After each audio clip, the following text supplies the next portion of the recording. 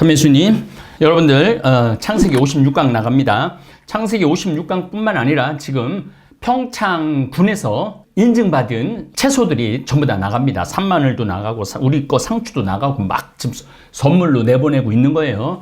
자, 다시 한번 우리 청국장 가루, 그 다음에 청국장 찌개용, 된장, 간장은 뭐 익어야 되기 때문에 뭐 고추장.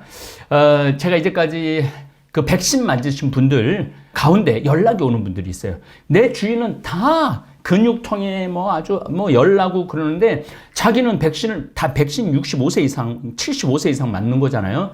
그런데 이상 없다고 편안하게 지금 백신 맞고도 몸이 편안하다고 그렇게 연락 오는 분들이 굉장히 많아요. 따라서 우리 청국장 가루가 굉장히 면역력이 강한 거죠. 그러니까 여러분들 면역력 강한데 또 우리는 홍보비가 안 나가니까 그 홍보비 겸 해서 지금 밭에서 나오는 계절 채소 계속 여러분들한테 보내드리는 거예요. 그러니까 누이 좋고 매부 좋고라고 말하듯이 우리 소비자들 건강, 면역력 키워서 좋고 또 우리는 여러분들한테 또 선물, 사은품으로 선물 보내줘서 좋고 또 평창 농민들은 그거 들고 팔 거 고민하고 막 가격 스트레스 받고 그러거든요. 근데 그런 거 없어요. 딱 3,000원씩 딱딱 도매, 그 도매는 훨씬 싸게 아마 납품할 거예요. 근데 우리는 딱딱 3,000원씩 해라 그래갖고 지금 녹화하기 전에 또 회장님하고 평창군 담당 주무관이 와서 아주 3만 원을 해갖고 왔는데 너무너무 깨끗하고 예쁘게 해왔더라고요. 그래서 여러분들 우리 다볼 사이버 성당 장만 이용하셔도 건강한 먹을거리 많이 이용하실 수 있습니다. 여러분들이 만약에 우리도 물량이 많고 그러면은 장마당으로 전환해서 몇 세트든 이렇게 여러분들한테 판매해 드리도록 하겠습니다. 거의 제가 야곱 수준 같아요. 왜 그러냐면 야곱은 양이나 염소나 이렇게 했을 때 백양나무 이렇게 탁 하고 그 다음에 버즘나무 이렇게 해갖고 하얀색 보고 하얗고 까만 게 나오게 하고 그렇게 많은 양과 염소 이제 주체할 수 없으니까 떠나는 야곱하고 뭐 비슷한 그런 지금 일을 하고 있지 않는가. 역시 제가 지지난번에 유대인들의 상술과 그리고 유대인들은 돈을 버는 것도 중요하게 여기지만 쓰는 것도 중요하게 여긴다는 거. 저도 우리 지금 부산에 아이들한테 컴퓨터를 1,500만 원어치를 해줬는데 아이들이 너무너무 행복해 하더라고요. 그 행복한 것만 봐도 난 행복한 거야. 그러니까 사실은 이 세상에서 내 소유물이 어디 있어요? 내 재산이 어디 있어? 죽으면 다 두고 갈 건데. 그런데 죽기 전까지 하나도 안 쓰고 죽는 거랑 살아서 어려운 사람 교육비 뭐 컴퓨터 공부하라고 장학금 이런 거 실컷 쓰다가 죽은 사람이 죽을 때의 만족도 하고 하나도 안 쓰고 죽을 때 만족도는 하늘과 땅 차이라는 거죠. 그러니까 여러분들도 여유가 있는 분들이라면 그 쓰는 재미 그것도 이제 저하고 쓰는 재미를 많이 누리시면 좋을 것 같아요. 이제 이 코로나가 어떻든 풀리기 시작하면은 내가 잠비아를 갈 거니까 잠비아뿐만 아니라 옆에 탄자니아, 짐바브웨, 모잠비크 그리고 이제 미얀마도 이제 하여튼 미얀마가 그 군부가 50년을 잡고 있어갖고 참 불쌍한 나라예요. 근데 너무나 아름다운 나라예요. 너무나 아름답기도 하고 사람들이 순박해요. 내가 한 10일 동안 있는 동안 얼마나 그 미얀마 사람들에게 순수함, 순박함을 느꼈는지 몰라요. 그런데 이 군인의 총칼이 사람을 독하게 만들죠. 그런 면에서 우리가 86년에 민주화가 시작됐으니까 우리나라는 벌써 거의 한 35년 동안 민주 정권이 있죠. 아마 이건 녹화를 오래전에 해두는 거라 선거가 어디가 될지를 모르겠지만 국민의 힘이 될지 민주당이 될지 저는 상관없어요. 나는 뭐 민주당이 안 냈다고 화가 나고 국민의당이 됐다고 화가 나고 그렇지 않아요. 민주주의는요, 당이 때 따라 철 따라 바뀌는 게 민주주의예요. 안 바뀌고 계속 가면 그 민주주의가 아니야. 독재야. 민주당 박원순 시장이 3대째 했죠. 그러니까 이번에는 또 국민의힘이 나와서 해도 저는 뭐 나쁘지 않다고 생각해요. 부산도 마찬가지고. 그리고 또 한 2, 3번 하다가 또 다시 민주당으로 넘어오고. 그래서 우리 예수당 지금 우리 다볼사이버 성당 교우들은 거의 다 예수당인 것 같아요. 예수당은 바뀌면 안 돼. 우린 죽을 때까지 예수님만 믿고 따라가야 돼. 껌딱지처럼. 자, 어쨌든 앞 얘기는 좀, 이 얘기 저 얘기 사는 얘기. 신학교 때나 중고등학교 때 수업 시간에 그 공부만 하면 재미없잖아요. 선생님이 옛날에 사랑 얘기도 좀 해주고, 옛날 이런 얘기 저런 얘기 해주면 행복하잖아요. 나중에 사랑 얘기도 할 줄 몰라요. 제가 한 68쯤 되면은 그때는 그때 그 마리아가 그랬지 뭐 이런 얘기 할지도 몰라요. 자, 야곱과 라반이 계약을 맺다. 라반이 야곱에게 대답하였다. 이 여자들은 내 딸들이고 이 아이들은 내 손자들이며 이 가축대도 내 가축대일세. 자, 제가 요즘 구약성서에 나오는 짐승 얘기 많이 하죠. 이들과 가축은 뗄래야 뗄 수 없는, 가축이 없으면 이들도 죽는 거예요. 그러니까 가축 얘기 이렇게 많이 나오는 거예요. 이 가축대도 내 가축대일세. 자네가 보고 있는 것들이 모두 내 것이네. 그렇지만 오늘에 와서 내가 여기 있는 내 딸들이나 그 애들이 낳은 아이들을 어찌하겠는가? 그러니 이제 이리 와서 자네와 내가 계약을 맺어. 계약을 맺는다고 얘기를 하죠. 그것이 나와 자네 사이에 증인이 되게 하세. 그래서 야곱이 돌 하나를 가져다 기념 기둥으로 세웠다. 계약을 세우는 거예요. 여러분들 계약을 맺고 계약을 세우고 계약을 가르고, 그러니까 오늘은 계약을 맺는 것도 나오고 계약을 세운다는 말을 합니다. 그리고 야곱의 친족들에게 돌을 모아 오십시오. 이제 계약을 세웠다는 것은 엘로힘계 문헌입니다. 하자 그들이 돌들을 가져다 돌무더기를 만들었다. 그들은 그 돌무더기 위에서 음식을 먹었다. 이 음식을 먹는 게 계약 조건의 아주 중요한 조건입니다. 음식을 먹는 게. 그래서 음식을 먹었다는 것은 서로 계약이 완전히 이제 이루어졌다. 그래서 평화의 상징이 음식인 것입니다. 예수님께서 최후의 만찬 때에 우리와 계약을 맺고 음식을 드시죠. 그리고 음식을 드시면서 계약을 맺으시죠. 계약을 완성하시죠. 그거하고 똑같은 내용이 들어있는 거예요. 그래서 신약성서가 툭 튀어나온 게 아닌 거죠. 라반은 그 돌무더기를 여가르 사투타라고 불렀고 야곱을 갈엣이라고 불렀다. 여기서 여가르 사투타는 히브리 말 갈엣에 해당하는 말로서 아람 말입니다. 돌무더기 증인을 뜻합니다. 자, 예수님이 오셨을 때 예수님이 쓰시던 언어는 무슨 언어일까요? 아람어입니다. 아람어에. 그래서 패션 오브 크라이스트에 보면은 아람어도 나오고 주로 아람어로 대답을 해요. 그 다음에 또 로마 사람들하고 얘기할 때는 라틴어로도 해요. 라틴어. 그리고 중간중간에 히브리어도 나옵니다. 그래서 이제 이 언어는 제가 고민을 많이 했어요. 과연 우리 다볼사이버 성당 교우들한테 언어까지 내가 꼬부랑 글씨까지 가르쳐야 되느냐? 나도 잘 모르는데, 그래서 우리는 한문도 빼고 영어도 빼고 아람어도 빼고 다 뺀 거예요. 그렇지만 이 중간중간 성서 이렇게 해석을 해주니까 우리가 이렇게 공부를 할 수 있죠.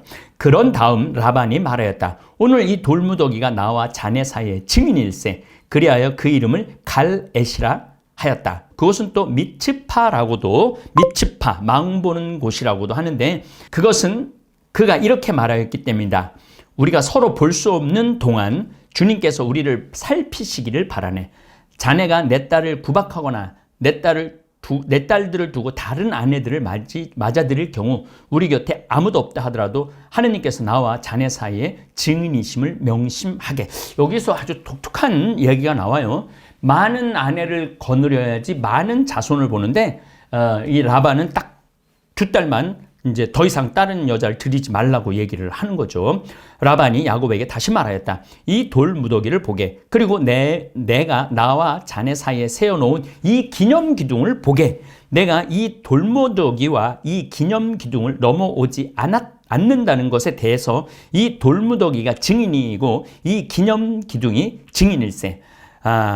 엘로힘계는 돌기둥, 야위스트계는 돌무더기가 이렇게 되는 거죠. 아브라함의 하느님과 나호로의 하느님께서 아브라함의 동생이죠. 나 호로에 하느님께서 우리 사이에 심판자가 되어 주시기를 바라네.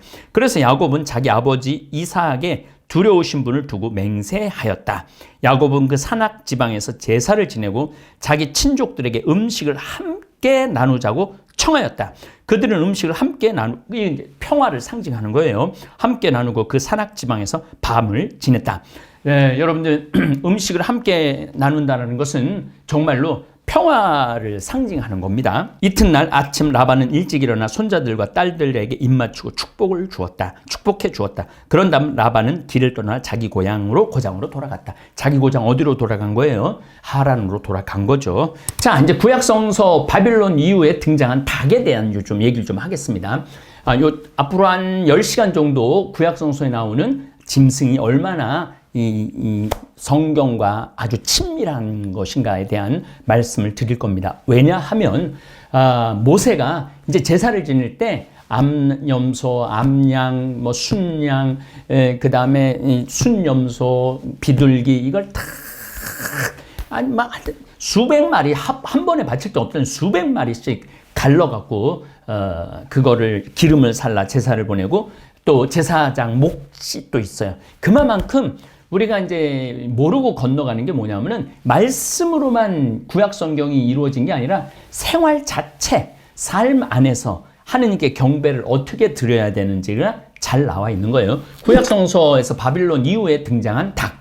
성서 안에서 구약 성서에는 보통 나오지 않아요. 닭 얘기가 안 나와요. 신약 성서에서 나오는 동물로서 닭이 있습니다. 이것은 가축으로 닭이 전해져 퍼진 시기와 연관이 있을 것입니다. 닭은 동남아시아에서 야생하는 붉은 야생 닭부터 가축화되어 세계로 퍼져나가는 거죠. 콩이 우리나라 만주, 두만강의 원산지듯이 닭은 동남아시아의 가축이죠.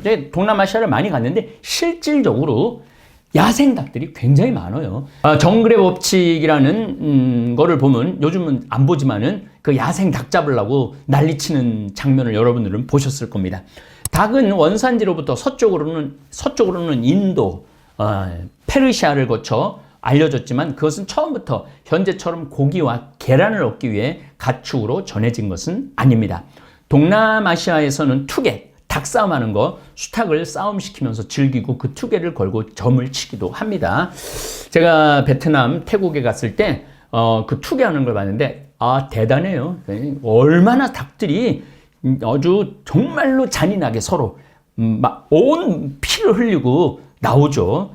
그래서 닭이 좀 영험한 이제 짐승으로 나옵니다. 수탉은 새벽에 우는 습성에서 알람식의 역할을 합니다. 전해지고 있는 닭은 태양을 부르는 새로 알려지는 거죠. 왜냐하면 새벽을 깨우니까 태양을 부르는 새로 알려져서 어두움을 걷어내는 빛의 상징으로 여깁니다. 페르시아에서 태양 숭배 종교와도 연결이 되어 있습니다. 따라서 이스라엘 땅에 닭이 보급된 시기는 페르시아가 바빌론을 멸망시키고 제국의 힘이 그리스와 이집트 쪽으로 뻗치고 있을 무렵, 이스라엘 백성들이 포로 생활을 끝내고 예루살렘으로 돌아왔을 무렵 구약 성경이 등장을 합니다. 그러니까 그런 게 이제 중요한 거예요. 창세기는 왜 닭 얘기가 안 나오느냐. 근데 이때는 이 고대 근동 지방에는 닭이 없었어요. 지금 뭐 아메리카 지역에 말이 없었던 거하고 똑같은 거죠. 리마 이런 거는 또 아시아 이런 데 없고 안데스 산맥 쪽에 있는 가축이죠. 전 세계를 이렇게 돌아다니다 보면 그 지역 그 짐승, 고유한 짐승들이 있습니다. 예수님에게서 닭이란, 예수님 시대 예루살렘에서도 닭이 길러지고 있었던 거죠. 예수님이 예루살렘을 향해 탄식하며 암탉이 병아리를 날개 아래 모으듯이 내가 몇 번이나 내 자녀들을 모으려 했던가. 루카복음 13장 34절에 그 예수님은 그 닭의 습성도 다 아는 거죠. 이렇게 요 닭 하나가요 6마리, 8마리 정도를 품에 안어요. 완전히. 처음에는 어떻게도 품에 안느냐 하면은 알로 품에 안고, 병아리가 됐을 때도 저녁에 추우니까 그 닭이 안어요. 어느 정도 청소년 닭 되기 전까지는. 그러니까 그 어미가 그 닭들을 품에 안으려고 했듯이 내가 너의 자녀들을 얼마나 내 품에 안으려고 그랬는데 너희들은 나한테 모아들이지 않았다. 눈물을 흘리면서 탄식을 하셨던 거죠. 이 시대에도 닭은 새벽을 알리는 시계 역할을 했던 게 분명합니다. 그리스에서 닭을 알렉토르라고 하지만 이는 부정의 부정을 의미하고 렉토로스는 침상이라는 뜻과 아울러 침상을 떠나라. 그러니까 닭이 울면은 아침이 왔으니까 침대에서 일어나고 떠나라라는 뜻입니다. 신약에서도 닭은 새벽을 알리는 새로 등장하고 있습니다. 예수님은 제자들과 함께 지낸 마지막 날에 사람의 아들이 올 것을 알리십니다.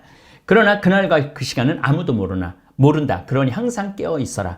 언제 집주인이 돌아올지, 저녁일지, 밤중이, 닭이 울 때일지, 아침일지 너희들은 모르기 때문이다. 마르코복음 13장 32절에서 35절 정확하게 말씀하시죠. 저는 우리 예수님을 사랑하고 정말 찬양하고 찬미 드리는 이유가 어려운 말을 안 하세요. 일상 안에서의 이야기들을 끄집어내갖고 사람들한테 이야기하기 때문에 2000년 전에 하신 예수님의 말씀을 굳이 해석할 필요가 없어요. 그 문화만 알면은 예수님이 어떻게 이렇게 기가 막히게 만민에게 누구나 알아듣기 그러니까 하느님이지 달래 하느님이겠어요. 아직 어두울 때 첫 번째 닭이 울고 날이 밝아 오려할 때 두 번째 닭이 울고 새벽을 연이어 닭이 울어 댑니다. 이 마르코복음 14장 한번 우리 보도록 하겠습니다. 14장 27절부터 읽도록 하겠습니다. 예수님께서 제자들에게 말씀하셨다. 너희는 모두 떨어져 나갈 것이다. 성경에 내가 목자를 치리니 양들이 흩어지리라고 기록되어 있다. 그러나 나는 되살아나서 너희보다 먼저 갈릴레아로 갈 것이다. 그러자 베드로가 예수님께 말하였다. 모두 떨어져 나갈지라도 저는 그러지 않을 것입니다. 예수님께서 그에게 말씀하셨다. 내가 진실로 너에게 말한다. 오늘 이 밤 닭이 2번 울기 전에 너는 3번이나 나를 모른다고 할 것이다. 그러자 베드로가 더욱 힘주어 장담하였다. 스승님과 함께 죽는 한이 있더라도 전 결코 스승님을 모른다고 하지 않겠습니다. 다른 이들도 모두 그렇게 말하였다. 참 우리도 갑자기 어려운 입장에 있을 때 아마 이런 예수님을 모른다고 할 수도 있어요. 그래서 항상 그런 기회가 온다면 배교할 수 있는 그런 기회가 온다면은 배교하지 않을 힘과 용기를 예수 마리아 요셉한테 청해야 합니다. 베드로가 예수님을 모른다는 기가 막힌 이 말씀을 좀 듣도록 하겠습니다.